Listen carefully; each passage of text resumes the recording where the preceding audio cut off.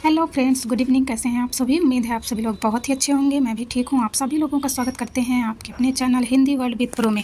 तो जैसा कि आप सभी लोगों को पता है कि एलटी ग्रेड की जो वैकेंसी आई थी, पहले शॉर्ट नोटिस और अब डिटेल नोटिस जारी हो गई है जो बताया गया, तो आज हम उसी के बारे में बात करने वाले हैं।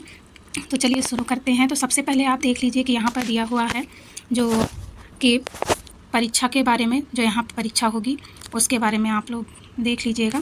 तो देखिए यहाँ पर द्वितीय चरण मुख्य लिखित परीक्षा, ये तो द्वितीय चरण का है। हम आप लोगों को पहले फर्स्ट पेपर के बारे में जानकारी देते हैं, उसके बाद में फिर द्वितीय चरण का देंगे। यहाँ पर आप लोग देख लीजिएगा कि परीक्षा योजना, प्रथम चरण की जो परीक्षा योजना है उसके बारे में आप लोग देख लीजिएगा। यहाँ पर दिया गया है ये प्रथम चरण की जो परीक्षा होगी उसके बारे में। तो यहाँ पर दिया गया है कि एक जो प्रश्न पत्र संख्या 1 वस्तुनिष्ठ प्रश्न इसमें आएंगे। वस्तुनिष्ठ का मतलब वैकल्पिक जो प्री पेपर है उसके बारे में बात हो रही है। कुल प्रश्न जो रहेंगे वो 150, जिसमें से सामान्य अध्ययन के 30 प्रश्न तथा प्रत्येक वैकल्पिक मुख्य विषय के 120 प्रश्न रहेंगे। प्रत्येक प्रश्न पर निर्धारित जो अंक हैं वो 2 अंक के रहेंगे और कुल अंक जो है वो 300। समय अवधि जो है वो 2 घंटे की रहेगी। इसके बाद जो द्वितीय परीक्षा है, जिसे हम लोग मेंस कहते हैं, उसमें जो है जो दिया गया है तो प्रश्न पत्र 1 होगा। उसके बाद प्रश्नों की संख्या टोटल 20 रहेगी, जिसमें कुल अंक जो है वो 200 के होंगे, जिसमें 80 + 120 और समयावधि जो है वो 3 घंटा रहेगा। तो इसको हम एक बार डिटेल में थोड़ा पढ़ लेते हैं, आप लोग देख लीजिएगा। तो जो लिखा हुआ है, संगत पाठ्यक्रम के आधार पर वैकल्पिक मुख्य विषयों के प्रश्न पत्रों की रचना हेतु प्रश्न पत्रों के स्वरूप एवं अंकों का विभाजन निम्नवत है। तो इसमें बताया गया है कि मुख्य परीक्षा के सभी प्रश्न जो हैं वो अनिवार्य होंगे, मतलब आपको 20 जो प्रश्न आएंगे 20, वो 20 के 20 प्रश्न आप लोगों को करने होंगे। और जिसमें बताया गया है कि खंड आ खंड बा में क्या है, कैसे है। तो खंड आ के अंतर्गत जो 10 प्रश्न हैं वो लघुत्तरीय, जिसमें आप लोगों को 125 जो 125 शब्द हैं उसमें आपको लिखना है 125 शब्द, और प्रत्येक जो प्रश्न है वो 8 अंक का होगा। खंड बा में है जो उसमें 10 प्रश्न आएंगे जो दीर्घ उत्तरीय रहेंगे, जिसमें उत्तरों की शब्द सीमा जो है वो 200 रहेगी और प्रत्येक प्रश्न जो है 12 अंकों का होगा। तो आप लोग ये देख लीजिएगा दोस्तों। और फिर उसके बाद में नीचे तो कुछ खास नहीं दिया हुआ है। फिर उसके बाद हम आ जाते हैं अपने हिंदी सब्जेक्ट में कि हिंदी सब्जेक्ट्स में हमें पाठ्यक्रम जो दिया गया है उसमें क्या क्या दिया गया है हिंदी में।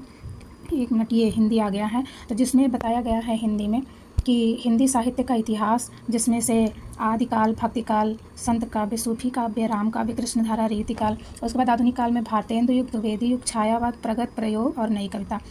उसके बाद में आ जाएगा यहाँ पर निबंध, नाटक, उपन्यास, कहानी, जीवनी, आत्मकथा, संस्मरण, चित्र, रेखा चित्र, यात्रा, साहित्य, व्यंग, इसमें ये सब आएगा। उसके बाद में फिर पूछा जाएगा हिंदी के रचनाकार एवं उनकी रचनाएं। तो हिंदी के रचनाकार और उनकी रचनाएं जिसमें जो दिया गया है ऊपर, उसी में से सबके पूछे जाएंगे। उसके बाद में काव्य का स्वरूप रहेगा। उसके बाद अवयव, भेद, छंद। छंद में देखिए इसमें दिया गया है जो है दोहा, रोला, सोरठा, चौपाई, बरवे, छप्पय, हरि गीतिका, इंद्र वज्रा, उपेंद्र वज्रा, वंशस्थ, वसंत, तिलिका, कवित, सवैया। फिर उसके बाद यहाँ लक्षण, उदाहरण, फिर ये सब आ गए हैं। उसके बाद अलंकार हो जाएगा।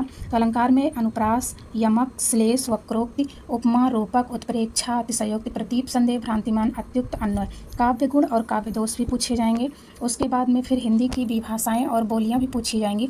तो इसमें हिंदी की शब्द संपदा, हिंदी की ध्वनियाँ, देवनागरी लिपि का नामकरण, विकास, विशेषताएं, सीमाएं, सुधार के प्रयत्न, ये सब पूछे जाएंगे। उसके बाद व्याकरण में यहाँ पे आ जाइए कारक और लिंग, वचन।